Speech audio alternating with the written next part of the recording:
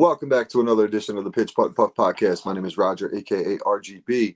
Before we get rolling tonight, I just want to take a quick second and give a shout out to our sponsors. First and foremost, 420 Bliss, located at 740 Hoosick Road, Troy, New York, located right in the Walmart Plaza.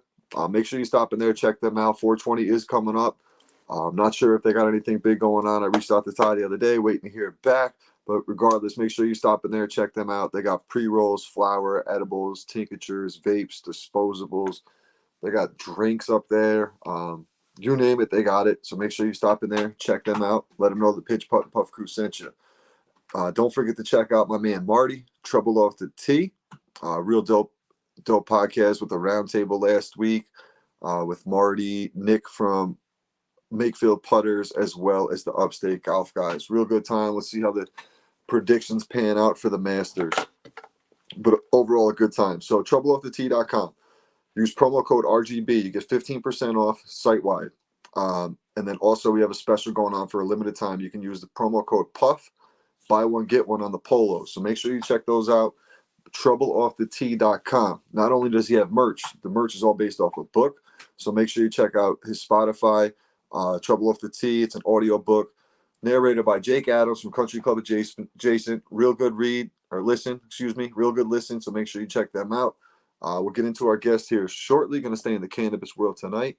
So make sure you guys tune in. Appreciate you.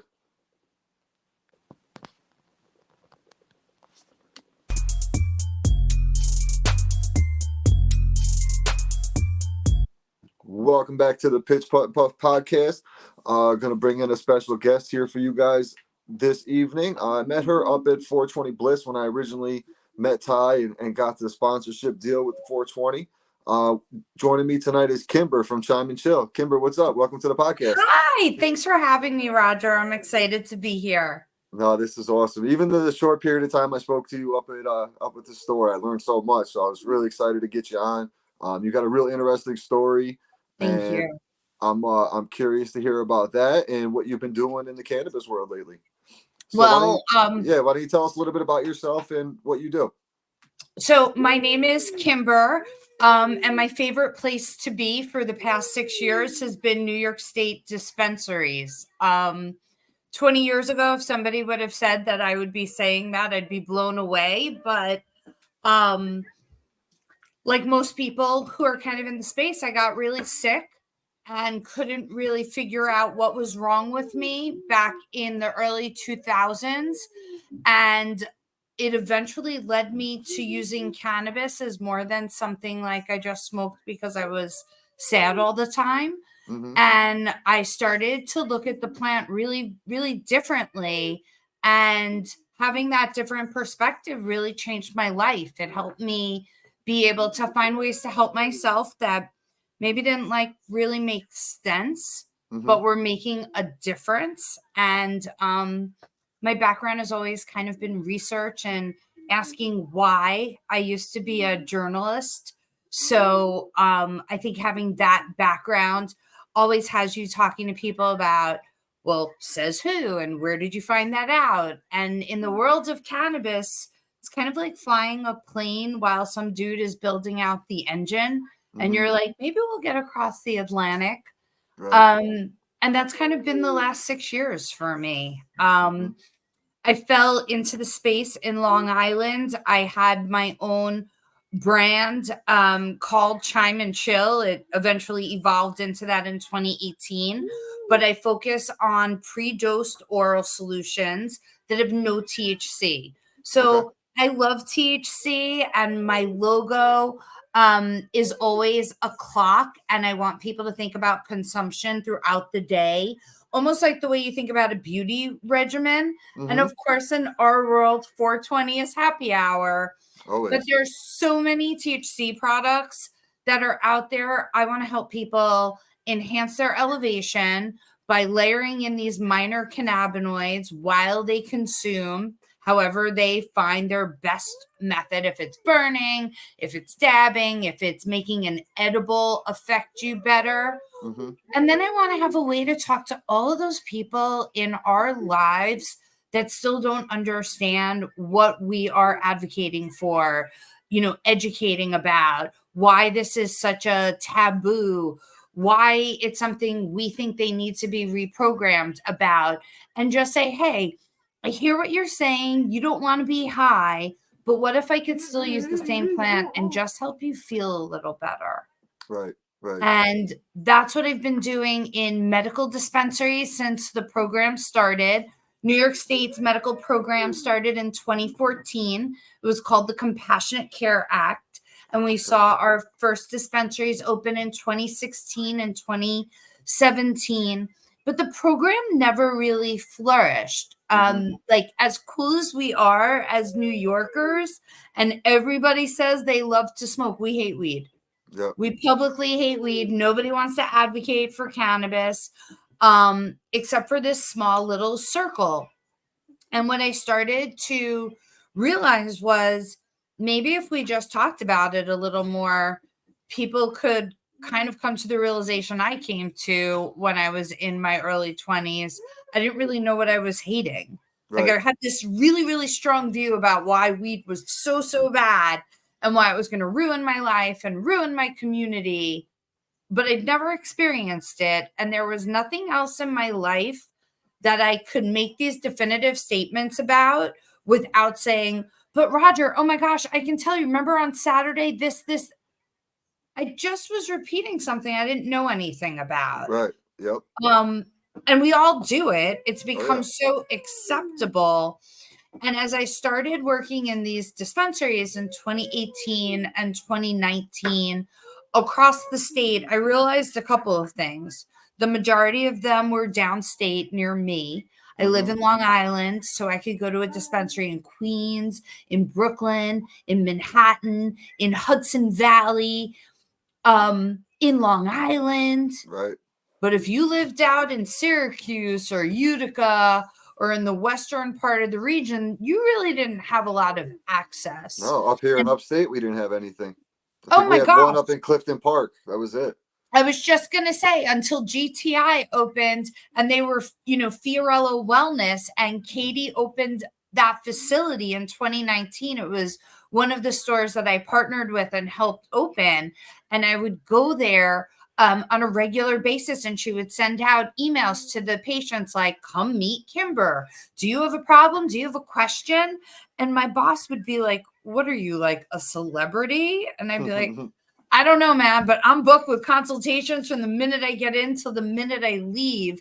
And the best thing in that store is it was the last store I was in right before COVID. And this woman comes in and she has all these rheumatoid problems. And we outline this itinerary for her of how to use cannabis. And then we have, a national pandemic. All the stores are shut down. The whole world just shut down. And I end up going back to that store right after the world reopens. And this woman walks into me as I'm working with another patient and she goes, well, it worked. And I'm like, excuse me? She's like, and she tells me the whole story. I met you, I did what you said, and it worked. And you have these moments and you're like, oh my God, something Yep. like this created this huge change. And I think that became like the most addictive thing in my world, Yep. realizing how good you could help people feel. Absolutely. Because there's people like my mother, for example. She thinks, she's old school. So weed to her is, oh my gosh, I can't believe you're doing the pitch putt and puff. Like, you couldn't have named it something else and do this and do that. What will the And neighbors say? Right, that kind of thing, right? But now she started slowly started using like CBDs and stuff, because she doesn't want. My mother will have like a wine cooler, and she's like tipsy. She's a lightweight on everything. So like she slowly does like the CBDs, and she's like, oh, it helps me sleep, or it, whatever the case may be. Like her arm hurts, so she puts the cream on there, or Yeah. whatever.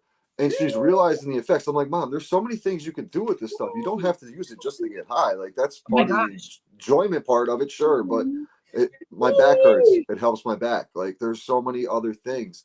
And like with the platform, when I got into the whole podcast, I didn't know if I was going to do just a sports one and just talk sports all year, or like I'm a big conspiracy guy, so I didn't know if I was going to go that route. So, but then I needed, like, I play golf all the time, all year round, pretty much. We go on the simulators and stuff. So I was like, all right, if I'm going to do this, I need an avenue, because there's 1,000 golf podcasts. there's not a lot of golf and weed podcasts. So like I kind of have an avenue where I'm trying to give that platform. Like I've had so many different people on in the cannabis world, and I'm going to continue to do that because it's like with you, there's going to be the conversation we're going to have tonight. There's going to be so much shit that people have no idea about, and the ones that are on the edge or a little bit afraid. It's kind of just like you take that stereotype out of it and just realize what the medicine when you say when you think about what it really is, what the medicine does, and that's what people don't see. I think the wildest thing in the past 7 years of working in the space is watching the state go adult use. And not in terms of whether or not you agree with the politics or not in the procedure. Like, that's not this podcast. But in the medical side, our program's been so limited. I've never had more than 150,000 patients, which means I've never really had more than 60,000 active shoppers across the state to really touch, because most people didn't want to label themselves an American with a disability. Right. There are lots of benefits for it. You know, I've had child protective services issues. That card, saved my life. I have a child who unfortunately has a lot of special needs that require special remedies that only can be found in the New York State cannabis program. So he's one of, our 350 minors in the program. And those are all great things. Yeah, absolutely. It takes people a lot of courage to walk into these stores. And when you're in our world, you don't think about that. You hear that, you think it's crazy. Right. But I've spent the last year taking some of my friends from Legacy, who are longtime New York dealers and chefs of the ladies of Legacy, into legal stores. And they're like, oh my gosh, like I wouldn't even know what to buy in here. There are so many different things, like, Miss Kimber, where's the weed? One of the women said. And I was like, oh, Ali, it's over there. It's in powder and it's in gummies and it's in drinks. And it's not what people are expecting. And the truth is, having adult use means that now the other 19 million Americans who didn't want to get a card can come in and get information, education, and sometimes consultation. So I have this area of expertise where I've been training pharmacists and wellness advisors and doing patient consultations in medical. I've just started extending that into adult use. In adult use, I can't stand there as Kimber from Chime Chill and hawk my brand because that's steering. Sure. And truthfully, I don't really care what you buy when you come into the stores. I want people to come in. I want them to ask questions. I want them to find out what's there, what's different from the dispensary down the block, what's the ingredients in those gummies. I'm allergic to this. My mom can't sleep. My dad can't eat. And actually to know there are people who are going to be like, hey, give me a second. I'll be right back. Right.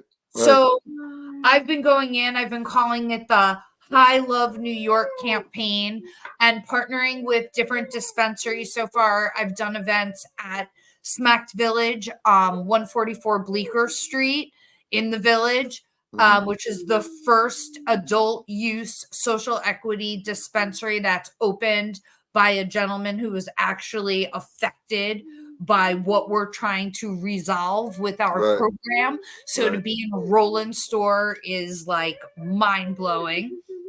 Housing Works, which is the first dispensary that opened in New York City on December 29th in 2022, to be there when you come in and say, hey, on these certain days, that I'll be there and you can ask me anything. And people actually came in last Thursday night and went to security and said, hey, I'm here to ask questions.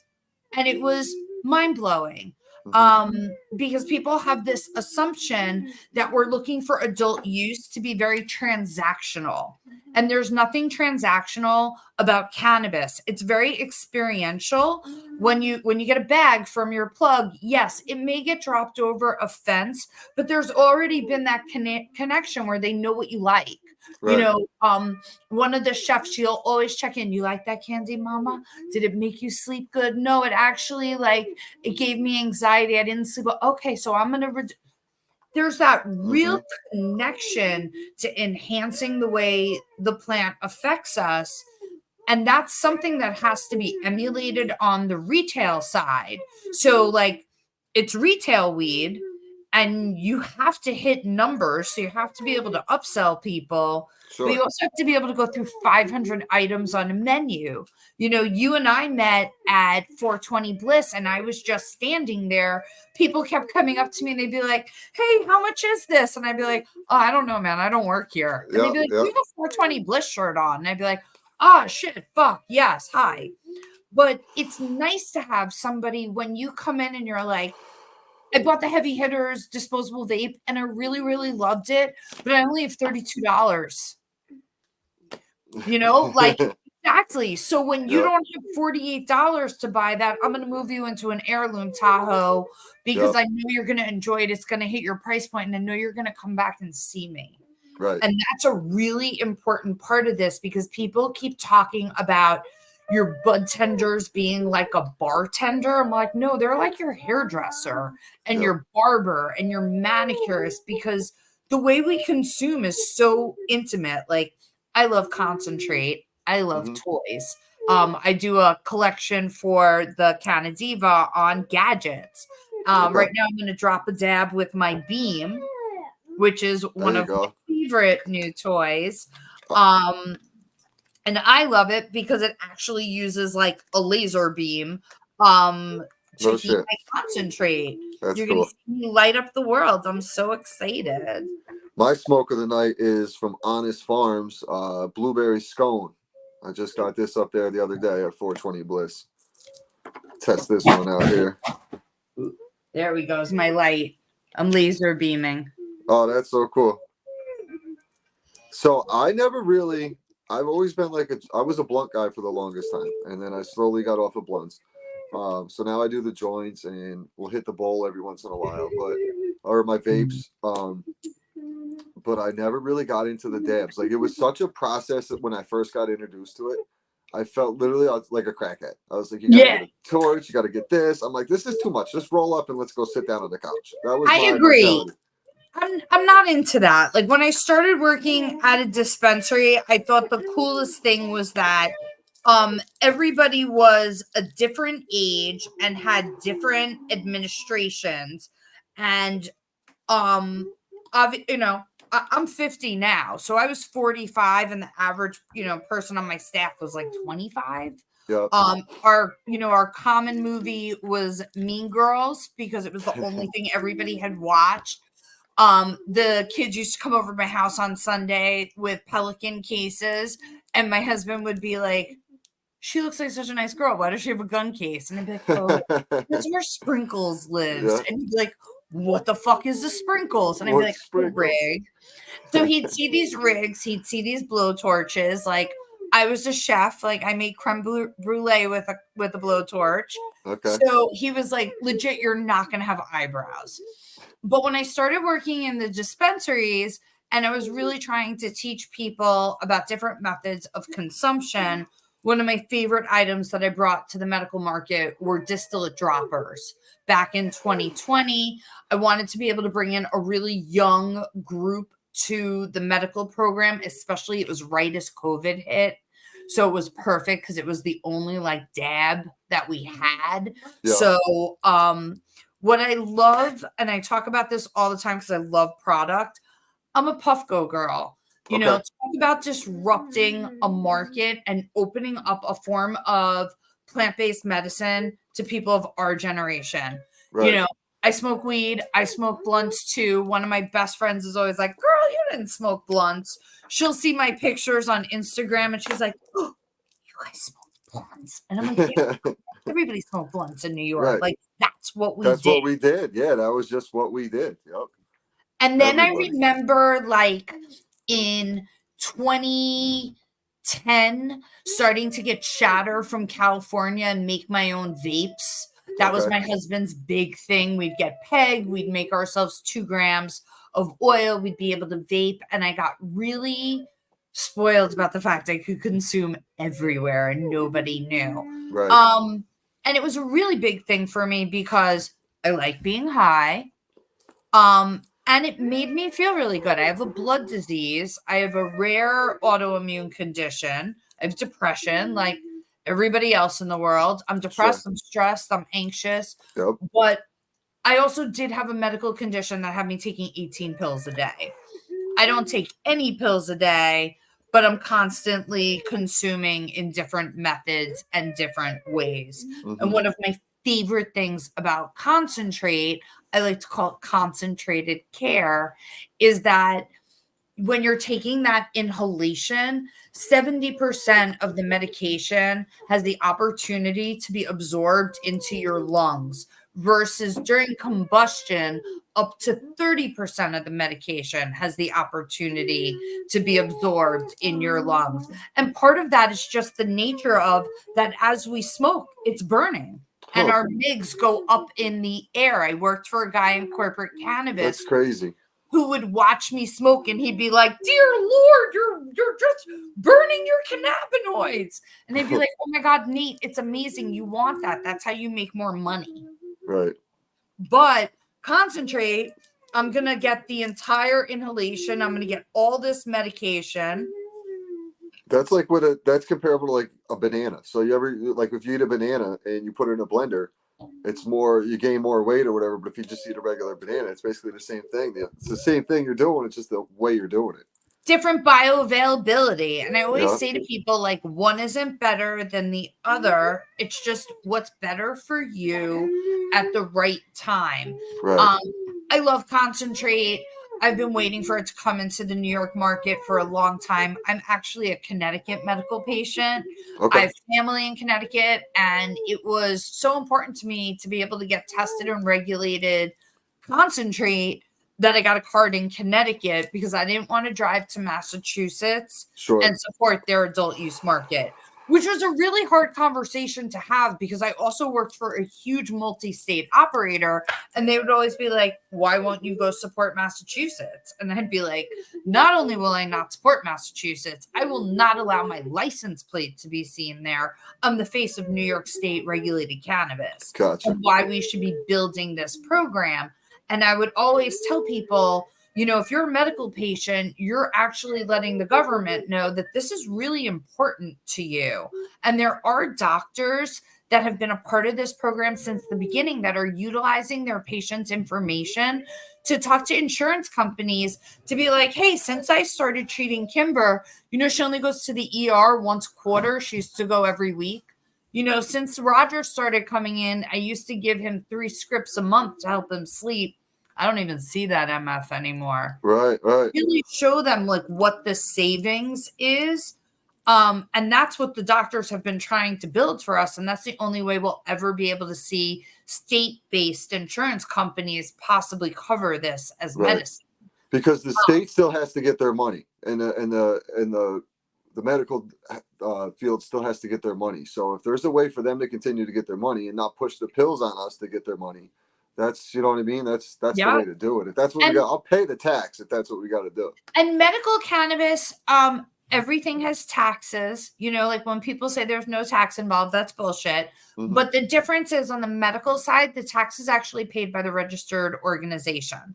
So they pay Okay. a 7% excise tax every time you check out, but it's not on the receipt because they're not allowed to be like, "Hey, I did this for you." So it's just something that's done, but that is a guaranteed tax revenue that has been created for New York State since 2016. Apathetic or not, it's Hmm. generated revenue for the state. Now that we have adult use, the exciting thing is that anybody who's 21 plus can come into a store, find somebody to talk to, find a product that might be helpful. Walk in, walk out. You don't need to buy anything. That's my favorite thing. And I Yep. like people to know that, especially when they come to see me at different locations. I'm not looking for you to buy things. I'm looking for you to open your mind to a conversation about how this might help you. Right. My brand touches on non THC products because for a lot of our elders, when they hear that, it just softens them and they're willing to really sit down and talk about what hurts them. Right. Um, Topicals. I make a lot of creams because I'm rheumatoid and my whole body hurts. It helps me, it helps my son, but more importantly, when I look at what some of the other states have done, like Washington, DC, when they started really trying to hit the elder community, they started through topicals because you're not going to get that elevation. You're not going to be stoned. Your Right. body will feel relaxed and you'll feel better. And depending what cannabinoids we layer, we can make different effects, but everybody's body hurts. Mm-hmm. None of us were like built to be working from Hell no. 6 a.m. to 11 Listen, o'clock. I played football, baseball, basketball for 35 years. I Mhm, constantly was playing sports and such, and now I did construction for 10 years. I physical labor at work now. I mhm. never I was never a big pill guy. I take pills 'cause I had some heart issues, so I take some pills for that. But other than that, I really try not to take Advil, aspirin, all that shit. I got some CBD from my buddy over at Helium Collective. Yeah, This shit is phenomenal. I rub it on my lower back, like starts to hurt. And mhm, normally, like that 10 o'clock in the morning point where my back's like yeah, killing me, I'm moving around. I'm feeling good. I'm like, oh man. So today I knew I was going golfing because it was a beautiful day. I slapped some on my back. I threw the 18 holes, no problem. It, amazing. it really was. It was a game changer. It's so impressive to see how one thing can create such a big effect. Hmm. Applying CBD reduces our inflammation in our body and our joints. I No like to doubt. layer in a couple of extra cannabinoids um, for more of like travel effects. Everything I do is really about like on the go relief. I always say most of us face anxiety when we face the world. So my lotion's like just shy of 2 ounces, but I do CBD and CBN under my PM circle. AM, PM is kind of like my deal. Okay. Um, and the CBN numbs our nerves. So kind of like the way you touch the inside of a red pepper and it makes your fingers tingle. Yep. That's what CBN actually does when it goes through our skin. So it's really great for people who have sciatica, Yeah. neuropathy, which is me. I have neuropathy. I suffer from painful hives in my skin because my disease is a blood vessel condition. Believe it or not, it actually comes out the most in my skin and my eyes. Huh. So blood vessels throughout your entire body, they press against all of the other vascular ligaments and they create swellings in my skin. So the CBN will actually numb the hives in my skin, which is how I kind of went down that path. And then I Gotcha. started seeing how much it was helping my son for eczema. Hmm. And then reached out to the research team I was working with in Israel to say, I know I bought this because you all told me it would make my son sleep and like go fuck yourself because nothing will make a child on the spectrum sleep. Do Yeah. not promise parents with children on the spectrum that you can make their children sleep. You can't. Right. Nothing, you just can't do that. You can't make Right. people eat. You can't make them toilet and you cannot make them sleep. No. But I had all this CBN in my house right before COVID. And I started making oral solutions out of it. And what I realized was really helped me with my muscle spasms. Um, it helped me with a lot of my eye issues. Turns out that it's very helpful for glaucoma. Hmm. Um, and I noticed it made me eat like an animal, which was not something I was looking for, Right. but I know that we have a clientele and a consumer base where we're really looking to stimulate appetite. So, kind of like utilizing myself as a guinea pig really helped me identify different key points that when I was talking about this, like in 2020 at Javits, 2021 at the first CWCB Expo, where I showed my new multi cannabinoid line, people were like, you seem very nice. I don't know what you're talking about. I hear a lot of letters CBG, CBN, CBD, Hmm. THCV. And they were like, you kind of sound like you're a little out of your mind. And I'd be like, just try my lotion. Just try Yep. it. And Right. they'd come back like 5 or 6 minutes later and they'd be like, so what was in that? And I'd be like, oh, yeah, you can order it on my website. And being able to see when things work on Yep. people kind of gives you like that confidence to push past your imposter syndrome. Yep. And I was always really lucky because people always say, like, how do you get involved in the cannabis space? Show up. Just do it. So somebody brought me to a Women Grow meeting in August of 2018, a girl that I had known from high school. And she was like, I really think this could change your life. And I was like, you sound like a crackhead. And I went to the meeting and it changed my life. Yep. I walked into a room full of people and I was like, oh my God, I just met my people. Yep. Everybody was like entrepreneurial, curious. Some people consumed, some people didn't. There were guys in the room. I didn't expect to see any dudes at Women Grow. There Right. was some dude who like gave a presentation on insurance and somebody who was giving one on social media amidst all these other women who were talking. And I walked out of there and I was like, wow, this whole thing that I've been doing like could actually be a product line. Like I come from product and like I could be doing this. And 6 weeks later, I was at my first event and I was like, hi, this is my product. This is my brand. I have Yep. an LLC.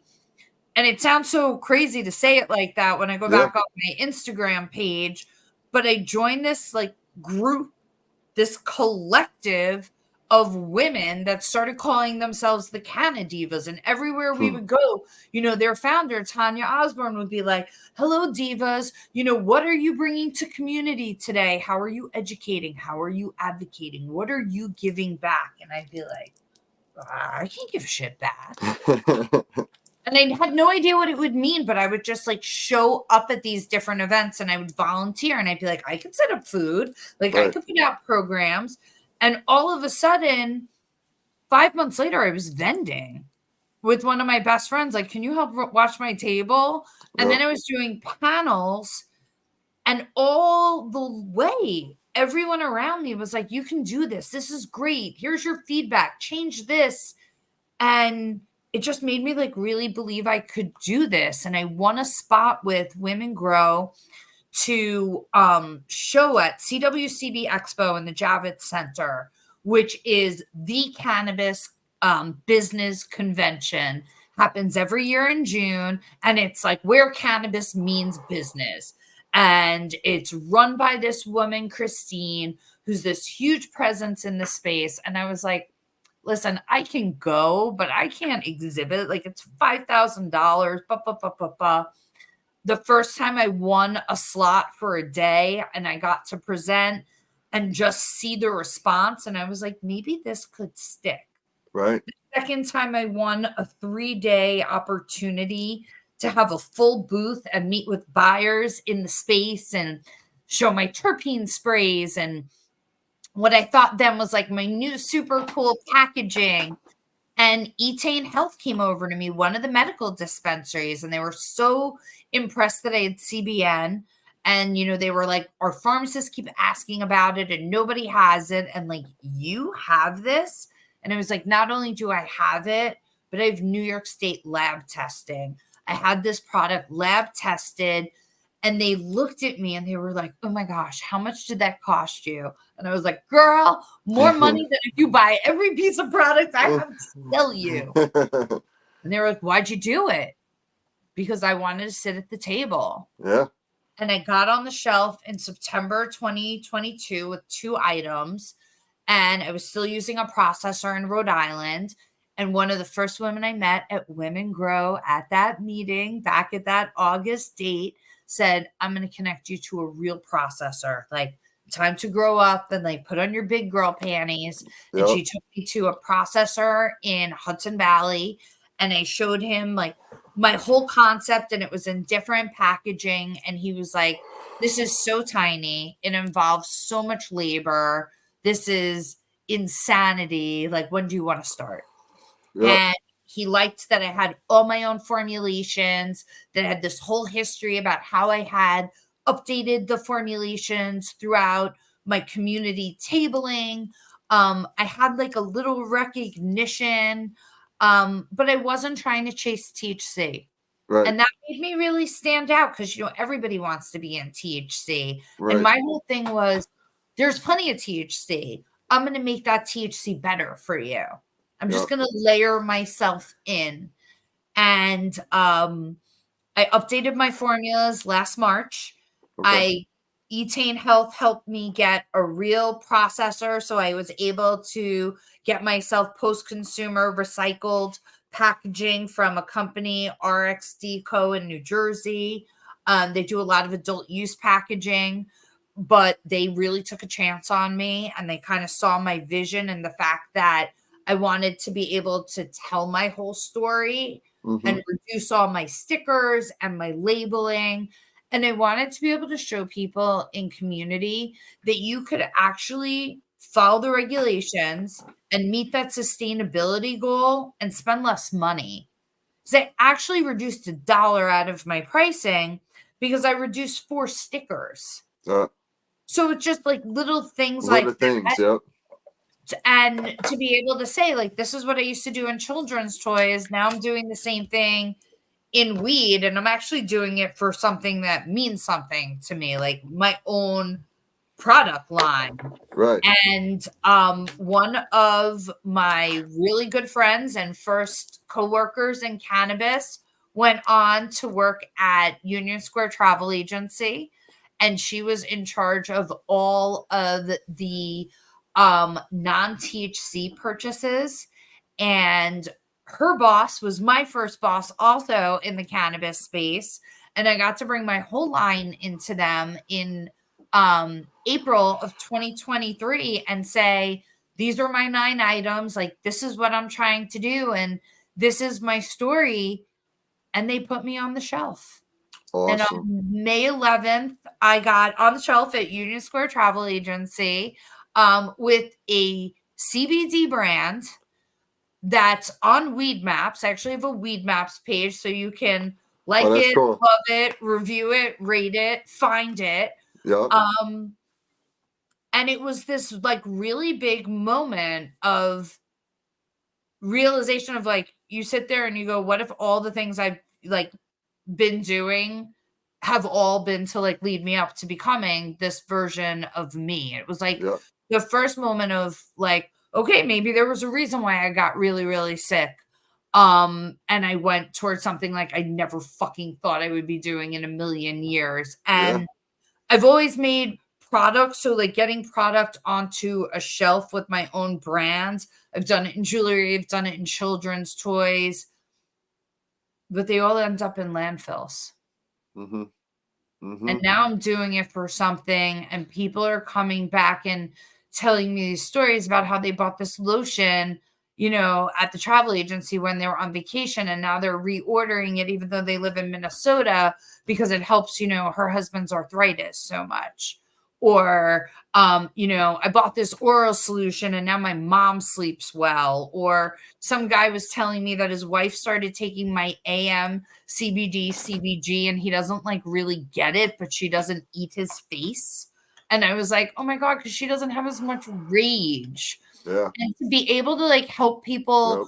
articulate and understand why the plant may be doing different things for you than it's doing for somebody else because of bioavailability, because of the way we metabolize, Yep. because of how much we consume. Like, are So you speaking of that, when we were talking up at Bliss, we were talking about gummies, and I was like, I don't really like gummies. They don't do anything to me. They don't hit me until later. And you're like, oh, you said something that was about I want to say it was like my blood or something. And I was like, and I remember like walking away going, wow, I just learned something. Like, cause I had no idea. Like I would take 100 milligrams of gummies, feel nothing. I'm like, do I take another 100 milligrams of Yeah. gummies to really waste them here? Or, It's not for everybody. So, my favorite thing about the plant, one plant, myriad of different medications. And again, one thing isn't better or worse, it's just what's better for you. I'm not a gummy person. I don't really love them. Um, they incite really bad behavior in me. I have an eating disorder, so it triggers like candy for okay. me. They're so delicious. You don't feel anything, so like they're so delicious. Not a Yep. great thing for me. It's not intentional. However, on the medical side, I fought and I advocated to get choose to the market in a program that didn't allow them because there are people who just can't swallow a pill. Mm-hmm. And there are people who can't hold a tincture or an oral solution under their tongue. And there are children with medical issues that might not be able to find that medication approachable if it's not in a form for them. There are elders in the program who have the same issue. A gummy is something we all can look at and go, I know what this is. Right. And when we know, we're not as scared. However, there's this expectation that you're going to eat a gummy and you're going to be lit. And Yep. it just doesn't work that way. Nope. It's a big journey. I feel like with Schoolhouse Rock, when they do like how, a bill gets up the hill, Yeah. is kind of like the next thing of like how cannabis moves through our body and it converts. And the way it converts when we eat it into these stages from Delta 9 to Delta 11, and our stomach acid is involved, and what we ate is involved. And did you eat carbs? Did you have any olive oil? So many variables. Right. And then it's got to be digested, and then it's got to get into your intestines. You're talking about 2+ hours to really feel that. And that's not a bad thing. It's just that people don't have that expectation. Yep. So I always tell patients, gummies don't work for me. I feel that nothing happens to me. I went to a doctor. I explained this to him. I got tested to see if I have the enzyme in my liver. I was like, I'm an Ashkenazi Jew. I guarantee you I don't have the enzyme. And the doctor said, a lot of Jews do have a problem absorbing cannabis this way. But unfortunately, my friend, you have the gene. And what he helped me identify was the fact that I would eat this gummy at 9:00 at night. And when I would get up to go to the bathroom at 3:00 in the morning, I had what we call ugly eyes, where your eyes are all fucked up. They're dry. You're high. Yeah. It's not the high you're looking for, because it's not the same as smoking, but you're high and you have to go back to bed. So that's 100%. I wake up like hungover, like a weed hangover. It's so not for me. Yeah. So I hate that shit. I hate it. So my doctor was like, now that you've articulated it, he's like, how can you use that to benefit you? And there are a lot of ways. So on the medical side, and they sell them in the New York adult use market, there's a chew by a company called Matter. 5 milligrams THC, 20 milligrams CBD, comes in orange, comes in green apple. I buy the green apple. It makes me tired, but I'll notice that when I wake up at 3:00 in the morning, I do go back to sleep. But when I wake up at 6:00 in the morning, I get out of bed feeling good. Right. And I love that. And that helps me identify that this is going through my entire digestive system. And it's almost 8 hours later where I'm feeling the beneficial after effect. And for me, as someone who's rheumatoid, it makes my body feel loose and great. And maybe I don't need as much of something until 10:00 in the morning. But for the most part, people want to feel things immediately. I like cannabis you can put underneath your tongue. I like to smoke, obviously. I like glass. I like to burn. I'm trying, I laugh. I always say I'm trying to smoke less joints, and I can hear my best friend like 7 minutes away going, "Why?"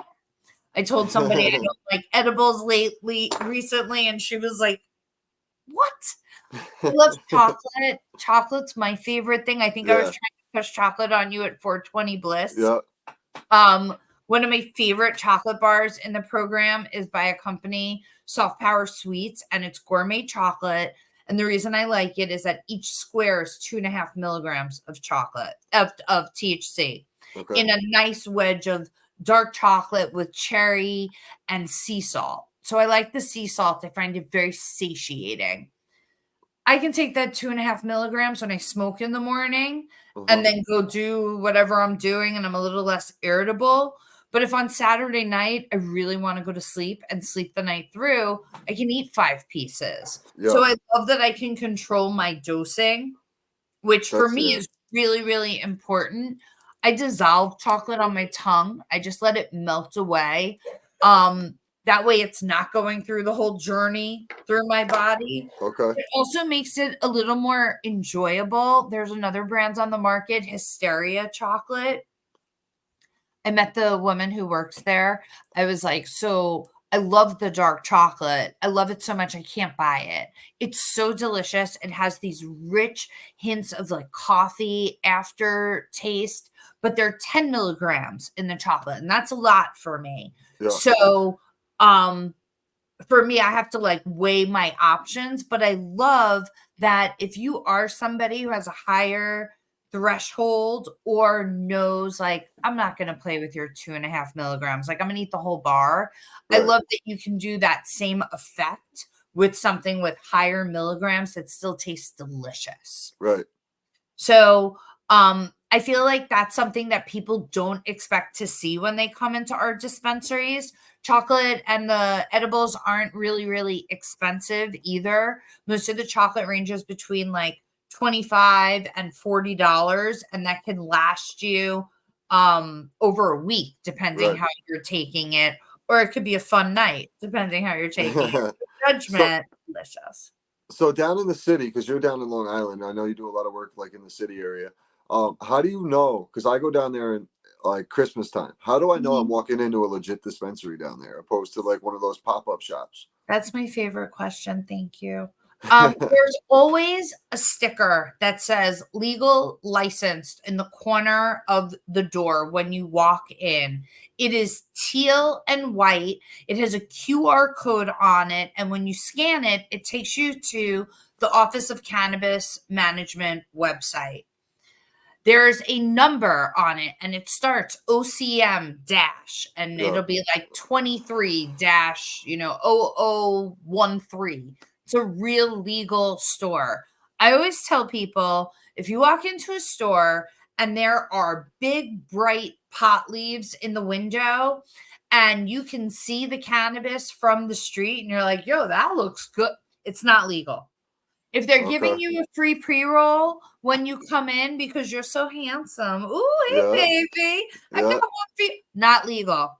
If they Gotcha. wanna burn with you, "Oh, you lonely? You wanna do a dab, baby? Come on in." Yeah. Not Yeah. legal. That's it.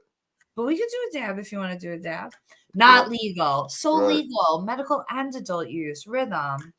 Um, Huh. Yeah, because when so I go down there for help my buddy with his Christmas tree business, and where is he located? he's down in Hell's Kitchen. Okay. So there's literally, I mean, every other corner there's a spot. Mhm. And I don't know, we just go to the same spot because we've been going there for like 3 or 4 years now, and it's the same It's not guys. legal. It's probably not at all, It's 100%. definitely not. It's not. It's definitely So if you're going there for 3 to 4 years, the MRTA just had its 3rd birthday. yeah, so I think this, yeah, Sorry, three Bobo. 3 years now. So yeah, we've been Mhm. going up there, but we only go there because we know like that's where we were going. I can't wait till you come in so we can go shopping and we can do a little broadcast for all of your followers, There we and I'll go. take you shopping. Oh, perfect. Um, there are now 100 licensed legal dispensaries across the state, which I know, again, I can hear everybody going, it's not a lot. It's not, but in comparison to where we were, Right. we're moving. A lot of them are still downstate, so really, really important that we all be part of our community board meetings. Somebody said to me tonight, oh my gosh, I can't believe how many stores are in Farmingdale. And I said to the person, yeah, because it's a village. And she said, Yeah. excuse me? And I said, Farmingdale Village. So my village was able to opt in. And it was something that we had been talking about during advocacy a couple of years ago, where I was saying that about Long Island. There were all these villages that your workaround. Hmm. So you still do have stores that are like on top of each other because of limited community receptiveness. Yeah. Yeah. But in the city, there are a plethora of stores. I was just in a brand new store that's opening on 72nd and Amsterdam, just a little higher. Hmm. Bliss and Lex on 86th and Lex. There are a ton of stores in Queens. You've got Silk Road in Long Island City. You've got Trends in Long Island City. You've got Terp Bros in Astoria. You can go into Brooklyn. You can go into the Bronx. Staten Island has the Flowery in addition to B Medical, and they've got delivery. So, yes, is that, a tremendous number of stores for Staten Island? No. But if legal licensed cannabis is really important to you, you can find where you should be going, whether it's the Flowery or B Medical, or arranging your delivery versus going into an illicit smoke shop. And I know everybody has to eat, and I'm all about that, but I've been really consistent about what I've been advocating for since I got into this space. I've been advocating for legal licensed cannabis, and I've been advocating to support our legacy growers, because without our legacy growers, we wouldn't have gotten to this spot. Just like without all of the people who advocated for hemp, we wouldn't have gotten medical cannabis. Without medical cannabis, we can't have adult use. So it's a cycle, and it's really important that we're supporting the right people when we talk about who we want to see eating. I don't want to see us raiding people and going after people, and I don't want to see people losing their livelihood. But if you're doing something that impedes the program, I'm not so excited about that. And when people start talking to me about that, when they're like, but why is it so bad? I'm like, most of the stores that you're looking at, they just popped up over the last 2 to 3 years. So like Cali always had a problem with illicit versus legal, but their illicit market had always been there, and it was forever strong. Our illicit market just popped up and has taken away financial stability from legacy and has prevented legal from moving forward. I don't think that's cool. And I do have friends that'll be like, hey, I have to sell weed into those stores because I can't do enough business in legal. And I get that because everybody has to eat. But then you can't get on social media and be like, oh my God, Jeremy Terp Bros, you're my man. No, you have to pick a line in the sand. And that's really where I spend my time right now, trying to figure out what my place is in terms of, yeah, I have a brand, and that's great. That's like having an opinion. You have an asshole. Good for you. But that's not what's important to New York right now. What's important is, how do we get people, when they're passing by these legal stores, to know what they are? So I'm working in these stores. I was in Smacked Village on Friday night, and I was just standing outside in my Smacked Village shirt, and it's a gorgeous area, watching people walk by. They have no idea we sell weed in there. And I know it says licensed legal cannabis on the window, but then I think about it, like, how many people walking by know what cannabis is? Right. So you walk by a legal store and you don't see any of the things that we just talked about. You see somebody sitting at a desk. You see a security person standing there ready to check your ID to make sure you're 21 plus, maybe to double scan it, depending where you are. If you're near a college or a university, they're not just checking your ID, they're actually scanning it to make sure that it is a real ID, which I think is super, super cool when you talk about like doing the right thing because you should, not because somebody's telling you. So so that's why they scan my ID when I go in there. Okay, yeah, because the 100%. RPI is up there. They want it, and nobody's like tracking for the most part. Like, it's not about tracking what you bought. It's making sure that you are legal, you are of age. Yes, there is a limit. Legally, we can go into a dispensary, we can buy 3 ounces of weed and 24 grams of concentrate. In the past year and a half, I've never seen anybody do that. I've seen people max out in medical, but I've never really seen that happen in adult use. And how long? That's what time frame? Like what, a week? One day, one transaction. So if you went into my Kimber's Cannabis Corner, which you wouldn't do because I don't have an OCM number and I don't have a seal. So when you go into Housing Works on 750 Broadway and you walk in and you walk out with your 3 ounces of flour and your 24 grams of concentrate that Kim sold you, and you go back to your hotel room and you think, Well, I really did want to see Gotham. Like, that's such a high-end looking store. Have at it. New transaction. So Right. the question is, what are you going to do with all that cannabis before you go home? Right. Because legally, everything you buy in New York as a tourist should be consumed in New York while you're here. Right. So you can buy a lot of stuff, you can try a lot of things. I love seeing the difference in the consumers who come in. Like, you have those people who come in who just want daily smoke. They're going to buy a pre-roll, they're going to buy an eighth, they're going to buy a 2-pack of gummies, they're going to buy a disposable vape, and they'll tell you, like, I'm holding over till payday. Or there's somebody who loves to come in and like see their favorite person, which is really, really cool, right? Because it's Right. like Hell your yeah. hairdresser. Yep. And then you have people who are like, what do you have in an ounce? I want my shit. I don't want to talk to you. I'll see you next month. Yep. And there's nothing wrong with either one of those things.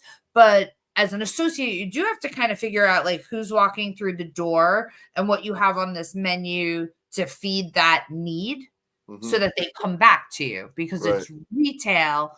And you want to also be able to showcase what you have in your store that somebody else might not have. Yep. And I talk about that a lot with Tyler at 420 Bliss, because I love the Albany area and there's so many stores up in Albany and they're constantly opening. Yeah. And they all have like a really different experience.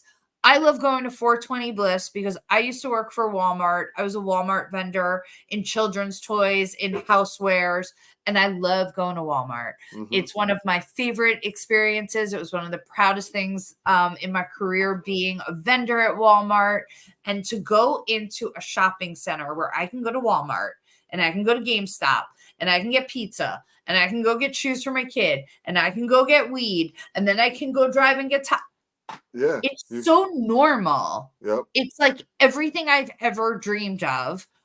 If you don't know what 420 Bliss is, you don't know what 420 Bliss is.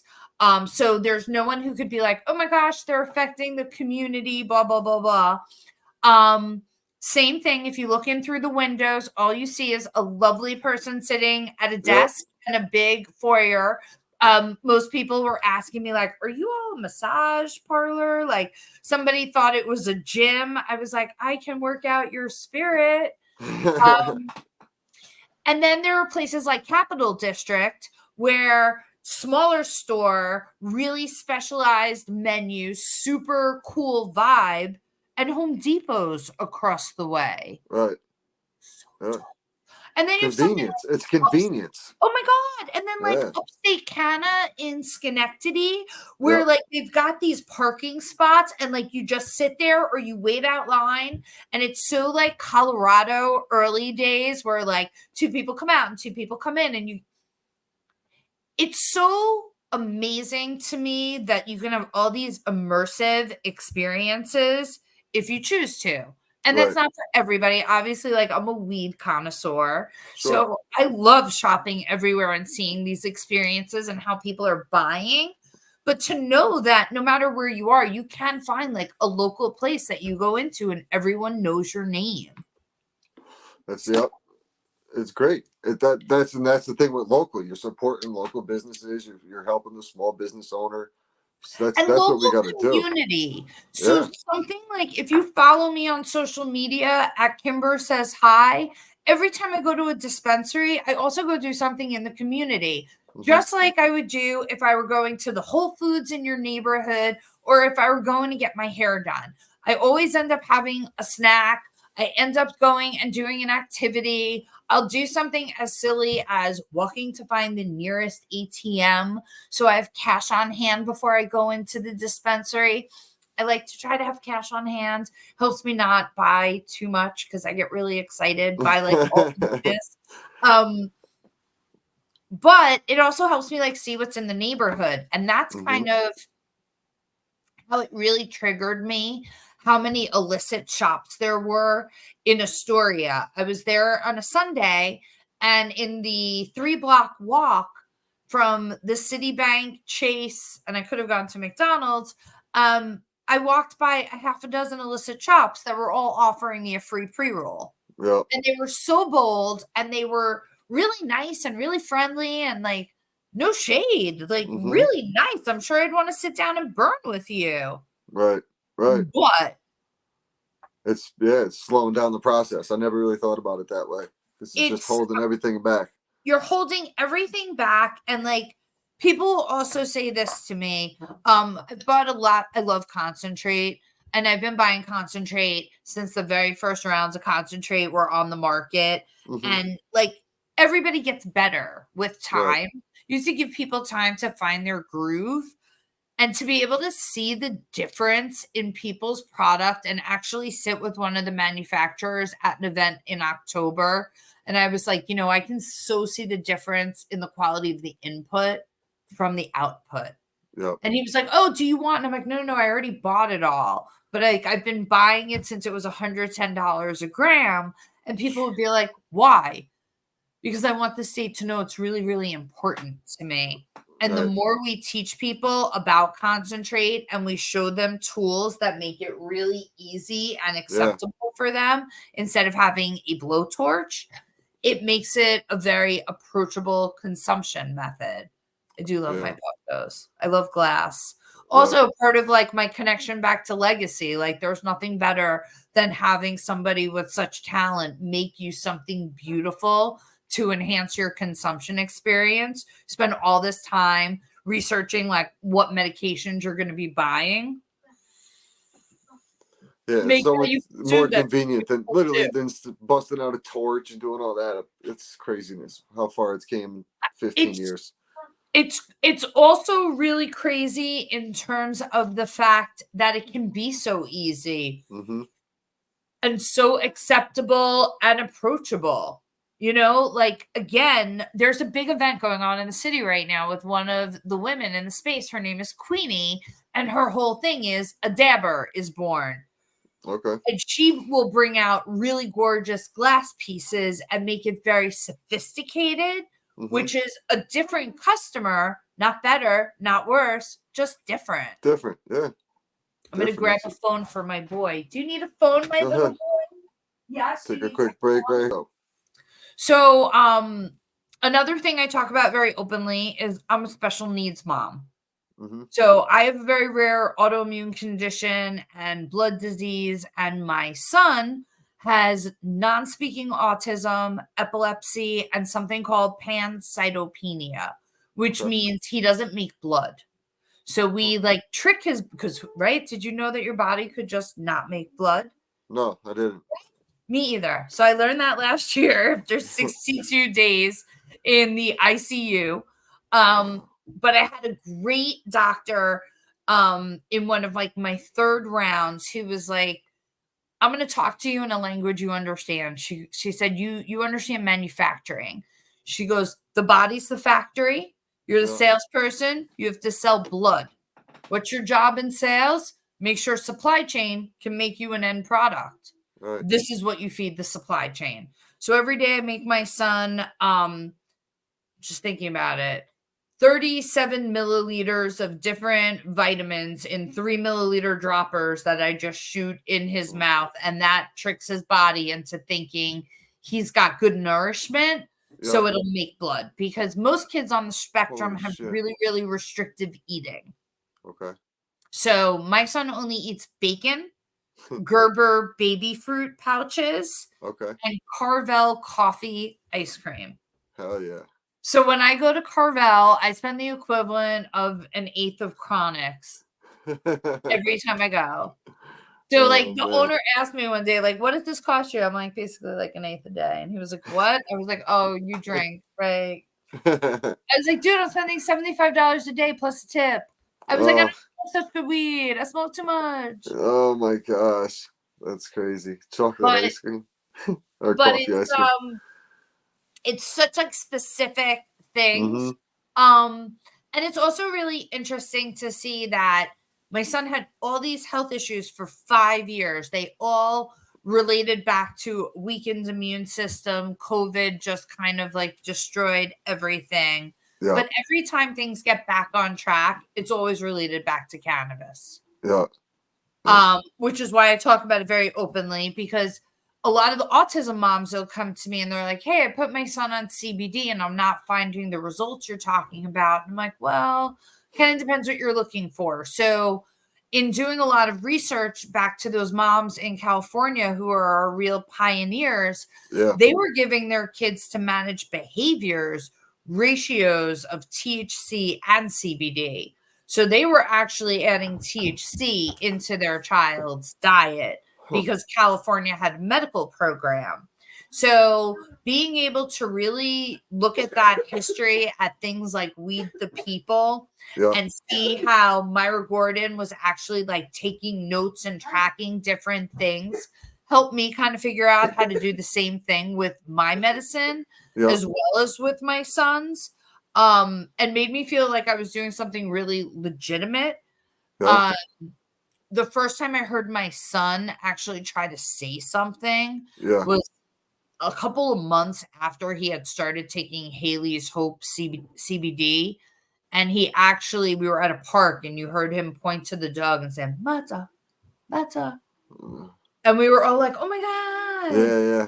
Yeah. And at that point, I really, it was 2017, 2018. Like you weren't telling people that you were giving your kids CBD. Exactly. I had Exactly. one therapist that I told, and people at school would be like, something's just so different with him. Like Mhm. and I'd be like, interesting. And they'd be like, what do you think it is? And I'd be like, I don't know, maybe we're happier at home. Like, Right. I Right. really was afraid to say things to people. And I would always tell parents when they'd be like, what are you doing? And I'd be like, hey, I buy this from this company. I got myself a wholesale code so we can get it half price. I'm not looking to make any money on anybody. But if you want to buy this with me, like it helps us all get it for a better price. Mhm. Try it yourself. Your Yeah. kid can't tell you how it's going to make him feel, but you could take it. And the moms would be like, wait, what? Be like, I'm sure your doctor said that to you when you went in, when they said, hey, you can give Tristan Ritalin. I'm sure they were like, hey, Lori Beth, take a Ritalin and see Yeah. how. And they're like, wait, what? I'm like, so you can try this. But I'm going to tell you, if you like how it makes you feel, this is like liquid gold and you are not worthy of this. I'll get you on a different product because it was expensive. Yeah. And the parents, outside of one parent, everybody stayed with it. A couple of people joined me and went into the medical program, but without having that background to really be able to understand what they were monitoring in the medication, there were a lot of different behaviors that came out, especially as some of the kids were closer to puberty. Cannabis enhances our sensations.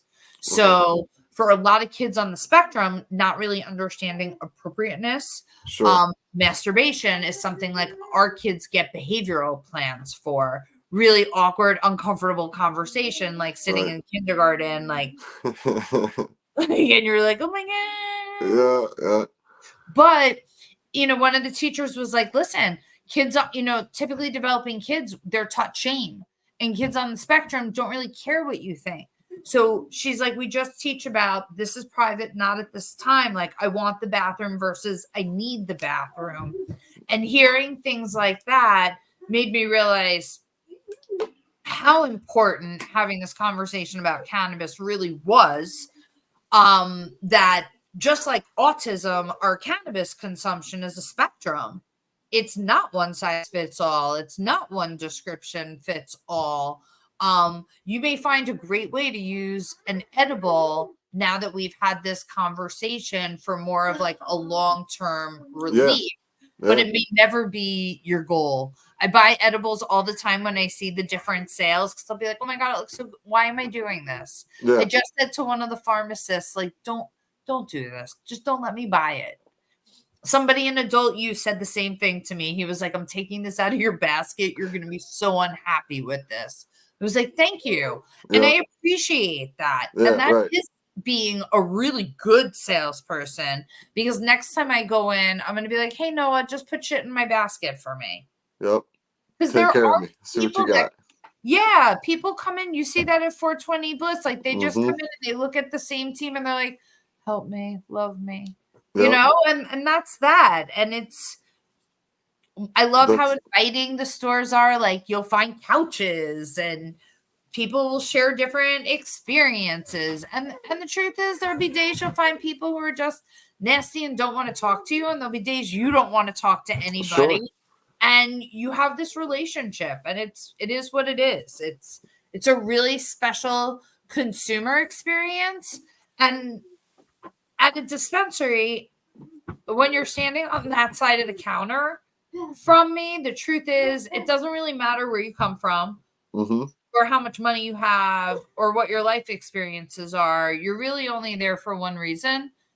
You want some kind of relief. Yeah. Something in your life makes you feel less than, and you're looking for somebody to help you have ease. Yep. And I can't think of any other experience in my world that I've seen to date where people are able to have that basicness together. Have nots, haves. And it can bring so many people, like you were saying earlier, together though, like from all different ages, races, whatever the case may be. It's just so many people together. You could go to at a party back in the day, someone would be smoking a joint. All of a sudden, that circle would get a little bit bigger. Oh, who's got that? Who? Boom, boom, boom. You know, it's what It's it did. amazing. I always talk about that 70s show, like when we opened the first medical dispensary that I worked at in Long Island, and I would always talk about the circle of the cannabis connection and how through that, it's your community and you're caring. But you would watch this show and they'd always sit in a circle and they'd always smoke weed, and the only thing that would change would be the different people in the circle. Yep. But it doesn't matter how old you are. Like, I love working in cannabis that somebody I work with who's equal in level, she's 28 years old. Yeah. There's no other industry where you could literally be half my age and we could be equal. I think that's sick. That's so cool. In a great way. That's so cool. And I noticed too, like I had I don't know if you ever heard of a girl out of Michigan, the Turk Queen was her name. I had her on last week. She'll be coming out for a 420 week episode as well. Another women in cannabis. There's so many. I'll hook you up with her. There's so many women in cannabis. Like as I'm doing like this whole looking for people to interview and stuff, and like talking to different vendors and trying to get people on, they're always connecting me most likely with a female, like most of the companies. And I'm like, oh, okay, like let's set it up. It's surprising. It's surprising to be honest with you. In New York, when I was working in corporate cannabis, I would always try to explain that, and people would look at me like I had 19 heads, and I would be like, well, the legacy community really got held up by the women. Yeah. Like, your man went to jail. Yeah. He got arrested. That's why we have the program we have. And I remember when you were speaking of the medicine thing, like I remember watching this documentary years ago, and this kid had epilepsy. And when he started taking, I think, his CBD, his seizures slowly like faded, and eventually I think they were pretty much gone once they figured out the dosage and everything else. And I remember watching that documentary, and I was like, how they, the push of the legalization and everything else as well. So that was years ago. Years ago. And I love those things. But I also share with people all the time. My son takes anti-seizure medicine twice a day. So when my son had his first seizures, grand mal seizures, unconscious in his bed, choking on his vomit, snowstorm while we're waiting for the ambulance, just fucking like, oh my God. And the craziest thing is that when this happened, it was before legalization. So as my son is convulsing on this snowy day, my husband's first thought as I'm running through the house, like to go outside in the snow to try to get my son conscious, was, oh my God, the police are going to come and we have weed. Yeah. And our house smells like weed. And I can just see him going, oh my God, what are we going to do? And I had been sitting at the kitchen table, like just smoking all day because I was in the medical program. I had legal weed. I had vaporizers. Yes, I was burning, but like whatever. It was my house. And to think like, oh my God, like your kid could die. And that's like your first thing, like, oh my God. And then, which was just, wow. To go to the hospital and then be talking about like different things in terms of, I need Ativan before you put an IV. and they would be like, oh my God, you're a drug seeker. Like, we're going to have to call CPS on you in the hospital because you're somebody who's looking to keep your child stoned. And I'd be like, oh my God, my kid has nonverbal autism. Like, are you out of your fucking mind Right. here? Like, I want this not to be a fucking disaster. And to have it then happen a second time with my son and have the ambulance come back and be thinking like, holy shit, it's such a different world of before legalization. Um, Mm-hmm. even though we were medical, um, having that card like really saves me with CPS Yeah. because I had a 24 line complaint against me. Like most people get a 4-line complaint. I had a 24 line complaint. Mom was too stoned. Mom didn't care. Wow. Parents are not concerned. My son had more medical records than anybody could afford toner to print out. I'd been to so many specialists. The doctors were like literally looking at me going like, do you want something to be wrong? Right. And I would be like, no, but just because you can't find something wrong doesn't mean things are right. Like, I'm telling you, it's not right. And Right. it took them 4 years to figure it out. It ended with my son just having spinal surgery to have fluid, like just crazy Wow. shit. Yeah. And there was only one doctor who would just constantly be like, Mom knows best. Yeah. He'd be like, if mom says, mom knows. And I'd be like, Moms dude, I know. Yeah. really appreciate you. And to fast forward for my son to have this spinal surgery and to go into a major national children's hospital and have like my pre-interview with them and them being like, you know how serious this surgery is, and you know he can't move for 24 hours. So like, what's our plan? How do we want to keep him sedated? Are you open to morphine? And I was like, yes. Yeah. And the anesthesiologist is like, listen, we can't play around. This kid has really highly active receptors. He's a cannabis patient. We don't want him in pain. I was like, what the fuck is happening? Right. Right. My son came out of surgery and was like out, but heard my voice and just sat up and started moving. And all of a sudden, you just see the anesthesia. Mom, I'm gonna push too much, and I'm like, okay. Mom, I'm gonna okay. And as he's done and he's taking off his gloves, I was like, what the What the fuck? happened? Yeah. Holy And he was like, shit. you know what? It's been a really long time. Like, we've learned a lot from you. We've seen a lot. No need to like torture you. Like, and he said it to me, like, is life not hard enough? Right. And I was like, you know what? Really, really appreciate that. And part of that is being willing to be open and like Yep. really own your truth. And some of it's ugly. I'm a medical patient. A lot of people don't consume the way I do. I'm sure like my son walks freely through my house. I Mm-hmm. consume. I don't have an issue with that.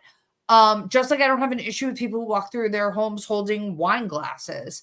Yeah. Not my thing. Yep. I have neuropathy and I have convulsivity issues. I'll break that glass. That's why I have a little stopper so I don't break my glass. But like to each his own. And I Mm-hmm. always think about the fact that maybe my dialogue would be very different if I had a typically developing child who could say a lot of things Right. in public, but I'll never know that.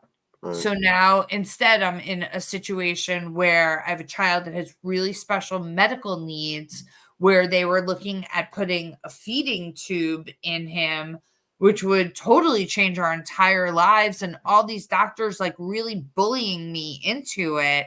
And one pediatrician saying, do not do this. And I have him actually eating activated flour, and he's now the healthy weight he should be. And everybody talks about it, and they're like, oh my gosh, hungry boy. Yeah. I didn't decide. He actually gravitated towards it. He'd see like, a half used joint and he'd rip off the filter and he'll actually take that flour and put it into his fruit. And I've tried to give him like decarbed flour. After Yep. I vaporized it, he throws it out because Oh I've shit. already taken all the medicine out of it. Yeah. So He it's like been knows. very interesting. And people say it to me all the time. They're like, oh my gosh, he looks amazing. I'm like, he does, right? I'm like, yes, it's all the minor cannabinoids, but this has been the best way for me to get him to really balance out that THC Yep. without it being a powder or an oral solution. Um, and he kind of directed himself there, which, again, not all communication is verbal, Sure. but I've been talking about it with a lot of different people in the community, and they'll be like, wow, that's so fascinating, because there are a Yeah, lot of that's I'm things that fascinated right now. I'm just like sitting here like, wow, that's just so for him to just go and do it though. That's what's to just fascinating. do it. And like, so something, it started where he would just like unravel any pre-rolls that he would find, and it started with just like destroying the filters. At one Okay. point I was filling pre-rolls with lavender, but I hate the smell, just to Yeah. have something for him to destroy. Then I started realizing, after the back surgery, realized it's something where I noticed, um, I had to take him off all cannabis before surgery. Mm-hmm. So if you consume cannabis on a daily basis and you're going to go have a medical procedure, not only do you need to tell your medical team and you need to be really, really honest about your consumption, but you need to stop your consumption. And they help you design a window for how long that should be. For Right. my son, it was 4 to 6 weeks because cannabis is a blood thinner. So, God forbid you have an issue during your procedure, any internal bleeding, things we Right. need to be aware of. Sure. So, after the surgery, I never really got him back on the same exact regimen.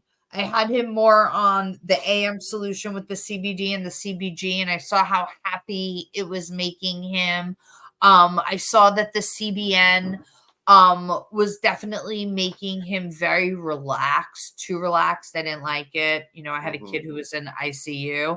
I want to hear you running around. Right. Um, and then I saw this with this activated flower, and I just started vaporizing like crazy because I just Mm-hmm. wanted to see, like, what if I do this and what if I do that? Yeah.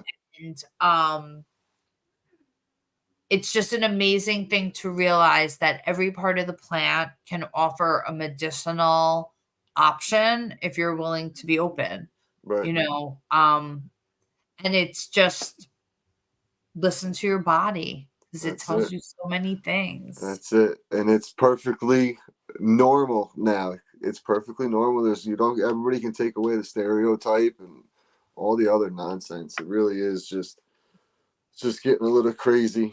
But And the other thing I like to always share is that when people talk about things that they see in their community that they don't like, where they're like, I don't like that those shops, those cannabis stores are open so close to my church or my temple or my kid's school. Those aren't legal stores either, no. because we actually have rules and guidelines for where we're allowed to be positioned.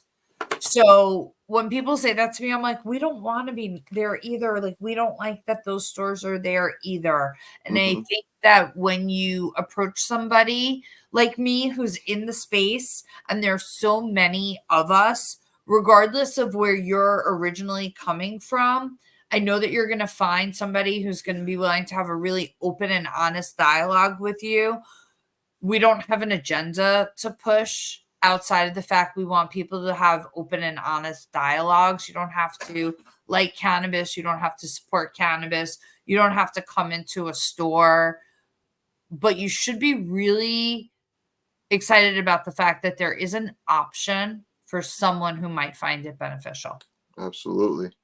Absolutely. Kimber, let's wrap up here with these three questions. Yes. I'd like to ask, what's No your pressure. favorite strain that you ever smoked? Oh my God, in my entire life. Let's Oh, go. Malawi Wowie. Malawi Wowie.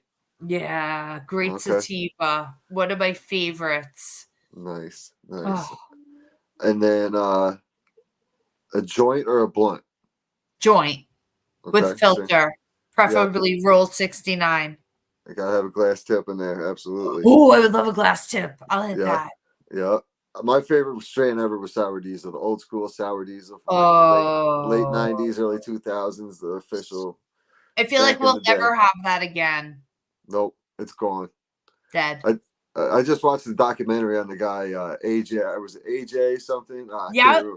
I can't remember off the top of my head, but I watched the documentary about how he was growing it up here in like upstate New York. He had a guy in Albany doing it and shit. And I was like, damn, I wish I knew that plug back in the day. I would have been doing pretty good. Right. Oh shit. Coolest person you ever smoked with and or you want to smoke with? Oh, I know who that is. The coolest person I've ever smoked with was Branson. Okay. Who's I got to smoke with him at the Juneteenth party that was organized by Fab Five Freddy, with his Be Noble brand. And Bernard Noble. I've smoked weed with Bernard Noble and his wife several times, and he's the face behind the Be Noble brand, which is a brand that Fab created. It's part of the Grass is Greener documentary. Okay. So like two icons of different Yeah. parts of culture. Like, wow. I really would love to smoke weed with Be Real. I met him on the street right outside MJ Impact. I know a lot of people have smoked with him. Yeah. Fuck them. I want to do it. So Be Real's got his podcast, Dr. Green Thumb Show. And I'm kind of cool with the guys from We Don't Smoke the Same, which are affiliated with them. Yeah. So I've had one of the guys, XG, on, and I'm supposed to have the host, E-Zone, coming on. I got something lined up for Thursday. Our schedules have just been so. I was supposed to do it 2 weeks ago. I had to reschedule, and then like we've been going back and forth. Like, and he's a busy dude, so like I get it, but I'm trying to lock that in for a nice little 420 episode as well. So that'd be dope if I could get that. So who's your favorite person that you've smoked with? My favorite person I've smoked with, man. I don't think I've ever really smoked with anybody famous or anything like that. Nothing that I smoked with a comedian. I mean, I don't know more Did famous. you laugh? Yeah, I laughed at the comedian. We went to a show out in Buffalo, me and my buddy, and we were outside smoking a joint, and the comedian came out, and he's like, we're bullshit with him, and I just passed it to him like normal, just not even thinking. And this was like post COVID and everything else, and people were all scared and shit, but we didn't give a fuck. So we passed it around, and we just fucking smoked with him. But the one guy I'd want to smoke with would be this basketball player, Jason Williams. He used to play for the St. Sacramento John's? No, he Not played that for Jason Williams. Okay. No, not that one. Not the one who shot the limo driver. They called him White Chocolate.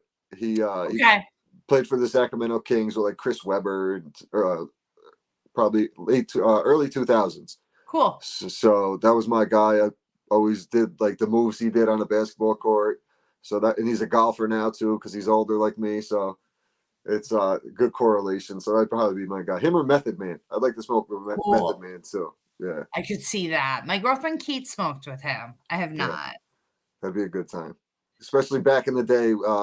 How High Method Man. Oh, that would be so cool. The good old days. Well, are you going to do any golf events? Do you have any golf events coming up? So I'm affiliated to the with New York Auto Flower Helium Collective. We're doing something July 18th up at Orchard Creek, which is in Altamont. We're doing something up there, and then I'm working on something that just kind of popped up. Nothing official yet, but yeah, there's possibility for something up in Saratoga. That seems very normalized. I love that. It's getting Get a there. little delivery on the 9th hole. It's getting there. I've been networking with some courses, trying to just come up and do like a course review. And obviously the name, they see it, they know what we're going to be doing. So I've been getting a good response. So cool. I have to go to the private courses more than like the municipal because they're going to have playgrounds there and all that shit. So I get it. So I want to see if we can do something for Father's Day together. I'm doing a series with the Canadiva, which is a group of online, mostly women in the cannabis space. But we're doing Bring Your Mom to the Dispensary for the month of May to really, again, create that normalization. We're going to be doing something with Dads for June. But maybe we could do something where we take them to putt deliver. We can do something. We'll figure something out. Psyched.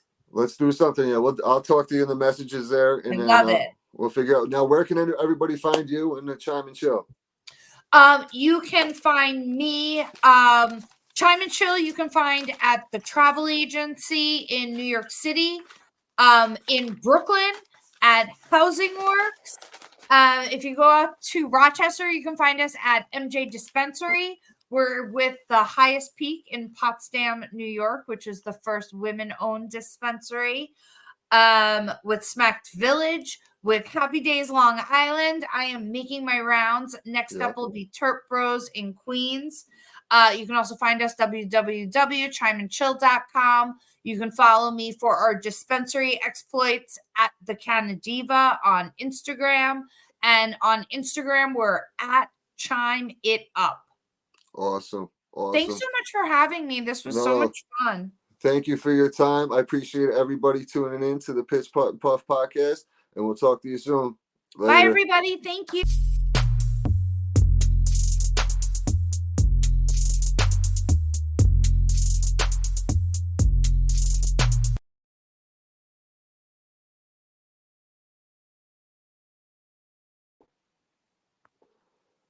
Appreciate Kimber jumping on. That was a dope episode. She's got her knowledge in the game is. I learned a lot from her. On the one day I was up at the store, thought it'd be a real good conversation. She's got a real crazy story. Also, check out her blog on her webpage. Really appreciate her jumping on. Make sure you guys check out 420 Bliss, located at 740 Hoosick Road, Troy, New York. And don't forget to check out Trouble Off the Tee with the Lincoln Ross hat here. Dope polos. Buy one, get one free on the polos. Promo code PUFF. Site-wide, you get 15% off. Promo code RGB. Trouble Off the Tee. Shout out to Marty, Nick, and the Upstate Golf. Nick from Makefield Putters and the Upstate Golf guys for jumping on the roundtable. Just going to try to stay busy here. Golf's coming up, so we're going to see a lot of content on the Instagram page and YouTube. So stay tuned. The Pitch Putt and Puff crew got some things in the work, and we're going to be cooking. We'll stay in the kitchen. Appreciate everybody tuning in.